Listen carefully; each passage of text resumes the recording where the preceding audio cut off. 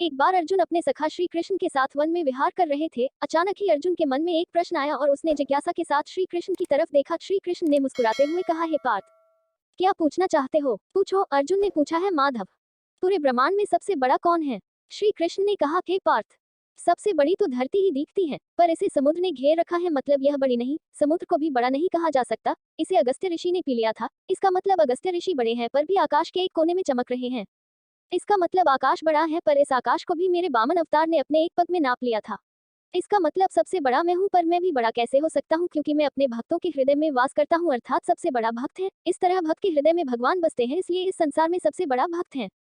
अपनी इस कहानी में मैं यही कहना चाहती हूँ कि ईश्वर कभी खुद को बड़ा नहीं कहता। ईश्वर भक्त के मन में वास करता है। उसे ढूंढने के यहाँ वहाँ भटकना व्यर्थ है। ईश्वर की चाह में मनुष्य को उसका स्थान देना गलत है। भगवा चौले के भीतर भगवान के दर्शन की इच्छा गलत है। ईश्वर सभी के भीतर है। अपने कर्मों को सद्मार्ग पर ले जाना ही ईश्वर की भक्ति है। उसकी चाह में खुद को धोखा देना ईश्वर को धोखा देने बराबर है। मनुष्य ईश्वर से डरता है, जो कि अर्थहीन है, क्योंकि ईश्वर भक्तों को आशीर्वाद या दंड नहीं देता, बल्कि मनुष्य के कर्म उसे आशीर्वाद अथवा दंड देते हैं। मनुष्य का जीवन उसके कर्मों से तय होता है। ईश्वर मनुष्य का मार्ग नहीं बनाता। मनुष्य को अच्छे बुरे का विचार खुद करना होता है, और अगर प्रत्येक मनुष्य परहित का विचार करे तो वह कभी गलत नहीं होता। आज के समय में मनुष्य भेड़ चाल का हिस्सा होते जा रहे हैं।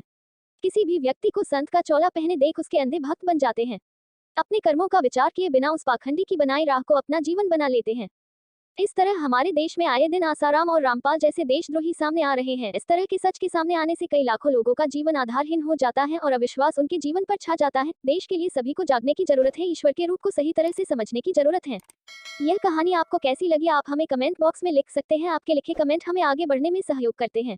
अन्य हिंदी कहानियां एवं प्रेरणादायक प्रसंग के लिए चेक करें